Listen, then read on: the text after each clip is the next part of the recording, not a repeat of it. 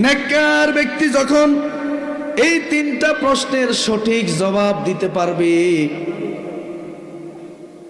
গায়েবী ভাবে আওয়াজ চলে আসবে, আফরিসু বিল জান্নাহ, ও আমার ফেরেশতারা, আমার এই সত্যবাদীর বান্দার বিছানার নিচ দিয়ে জান্নাতের ফরশ বিছিয়ে দাও।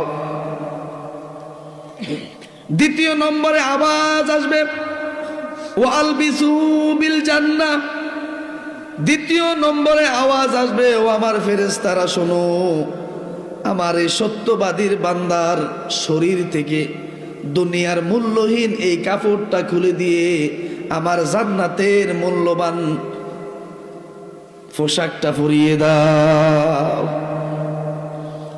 তৃতীয় নম্বরে যখন বলা হবে, ঘোষণাকারী বলবে, ওয়াফতাহু বাবান ইলাল জান্নাহ, ও আমার ফেরেশতা শোনো, আমার এই সত্যবাদীর বান্দার তার জন্য জান্নাতের সব দরজা খুলে দাও।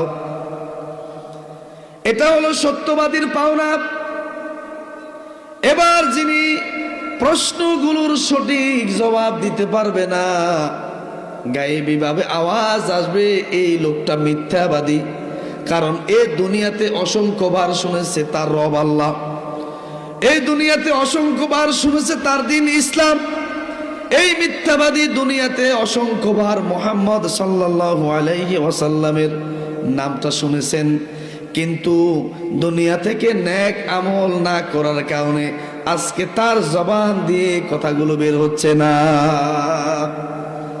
তখন আওয়াজ আসবে, ও আফরিসু বিল জাহান্নাম, ও আমার ফেরেশতারা শোনো, এই মিথ্যাবাদীর জন্য তার বিছানার নিচে জাহান্নামের আগুনের বিছানা বিছিয়ে দাও।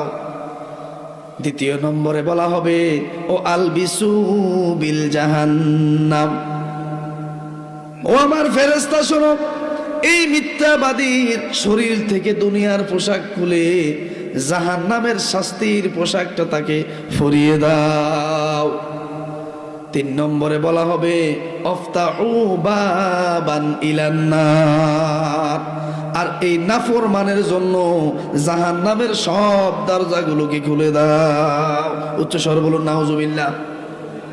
এটা হবে ঈমানদার আর কাফের ব্যক্তির কবরের কন্ডিশন, কবরের অবস্থা। কবরে ঈমানদার ব্যক্তির সাথে আচরণ কেমন হবে, আর কবরে কাফের ব্যক্তির সাথে যারা নাফরমান করে, নাফরমান